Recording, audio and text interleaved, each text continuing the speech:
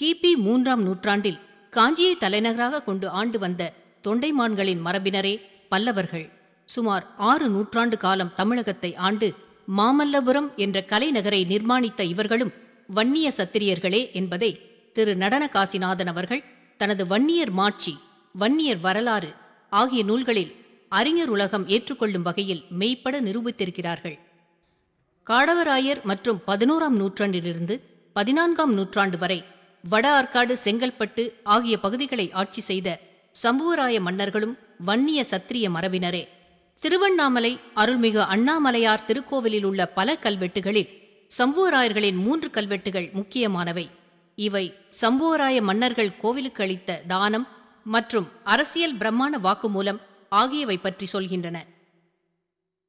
கிபி 16ஆம் நூற்றாண்டிலிருந்து உடையார்பாளையம், பிச்சாவரம், அரியலூர், மயிலாடுதுறை, முகாசாபரூர், ஊத்தங்கால், வடகால், சோத்தமங்கலம், ஓலையாம்புதூர், கீழூர், கடலங்குடி, குறிச்சி, குன்னத்தூர் போன்ற இடங்களில் வன்னிய ஜமீன்களும் பாளையக்காரர்களும் மிக சிறப்பாக ஆட்சி புரிந்திருப்பது அவர்கள் ஆவணங்களிலிருந்து தெரிய வருகிறது.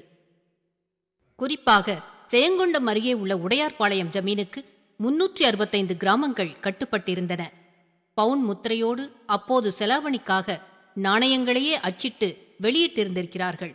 25 ஏக்கர் பரப்பளவில் அரண்மனையின் மிச்சங்கள் இப்போதும் இருக்கிறது.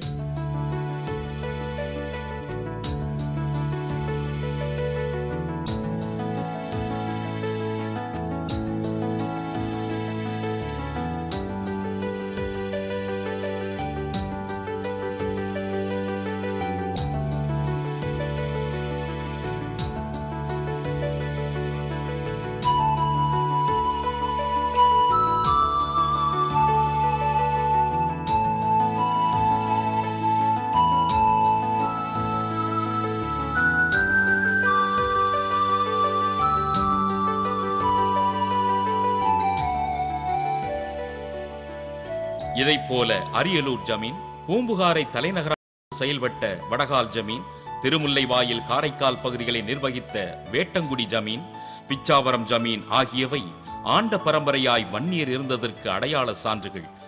மதுரைக்கு தெற்கேயும் சிவகிரி, அழகாபுரி, 7000 பண்ணை மற்றும் 12000 பண்ணை ஆகிய இடங்களிலும் வன்னிய பாளையக்காரர்கள் 18, 19ஆம் நூற்றாண்டுகளில் திறம்பட ஆட்சி செய்திருக்கின்றனர். இதில் சங்கரன் கோயிலில் இருந்து 20 கிலோமீட்டர் தொலைவில் உள்ள தென்மலை ஜமீன் தூத்துக்குடி வரையிலும் 110 கிராமங்களை உள்ளடக்கி நிர்வகித்திருக்கிறது.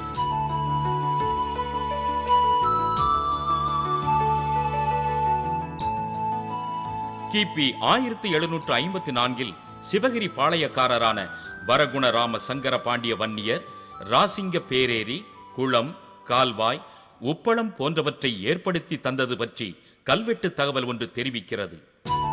அதே சிவகிரி பாளையத்தில் வந்த சங்கிலி வீரப்ப பாண்டியரின் சகோதரியும் ஆத்தூர் ரணசூர பாண்டிய வன்னியரின் மனைவியுமான கருப்பாயின் ஆட்சியார் வாரிசில்லாத தனது சொத்துக்களை சரிபாதியாய் பிரித்து உறவினர்களுக்கும் கோவில்களுக்கும் எழுதி வைத்திருக்கிறார்கள். ராயகிரி, சிவகிரி, ராசிங்க பேரேரி, செங்குளம், கோனார்குளம் ஆகிய பகுதிகளில் நஞ்சை புஞ்சை உள்ளிட்ட அந்த 1000 ஏக்கர் நிலம் தற்போது இந்து சமய அறநிலையத்துறை பொறுப்பில் இருக்கிறது. இவ்விதமாய் கிமு 3ஆம் நூற்றாண்டு தொடங்கி கிபி 20ஆம் நூற்றாண்டு வரை 2300 ஆண்டு காலம் தொடர்ந்து தமிழ் நிலத்தில் ஒரு கணிசமான பகுதியை ஆண்ட பெருமை உடையது வன்னிய பரம்பரை. வன்னிய அரசர்களின் கொடைவளம் பற்றி திருக்கை வளம் என்ற சிற்றிலக்கியம் கூறுகிறது. கடல் கடந்தும் வன்னியர்கள் நாடாண்டார்கள் என்பதை ஈழத்து இலக்கியங்களான கைலாய மாலை, வையா பாடல், யாழ்ப்பாண வைபவ மாலை ஆகியவை தெரிவிக்கின்றன. குறிப்பாக குறுநில மன்னனாக இருந்து ஆங்கிலேயரை எதிர்த்து வீரப்போர் புரிந்த குலசேகர வைரமுத்து எனும் பண்டாரக வன்னியன் இலங்கை அரசின் தேசிய வீரனாக மதித்து போற்றப்படுகிறார். சென்னை என்கிற இப்போதைய தமிழக தலைநகரம் சென்னியப்ப நாயக்கர் எனும் வன்னியர் ஒருவருக்குத்தான் சொந்தமாக இருந்தது. 1634இல் பிரிட்டிஷாரின் கிழக்கிந்திய கம்பெனி இவரிடமிருந்து சென்னை பகுதிகளை குத்தகைக்கு எடுத்து செயின்ட் ஜார்ஜ் கோட்டையை நிர்மாணித்தது. முதலில் சென்னியப்ப நாயக்கன் பட்டணம் என்றே இருந்து பின் சென்னை என்று பெயர் மாறியது. சரித்திர காலத்தில்